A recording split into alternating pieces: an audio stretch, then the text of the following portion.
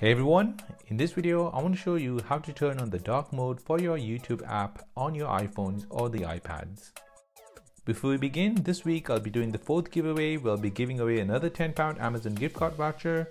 All you have to do is subscribe to my channel and comment on my last video. A link should appear at the top right.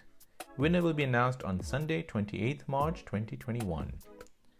To begin with, let's open up the YouTube app. Now tap on your profile picture at the top right of the screen.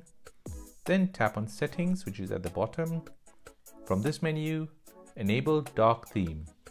And there you go, that is how to enable dark theme on your YouTube app for your iPhone and iPads. Hope you found this useful. If you have any questions, then please leave it in the comment section down below. Thanks for watching and see you in the next one.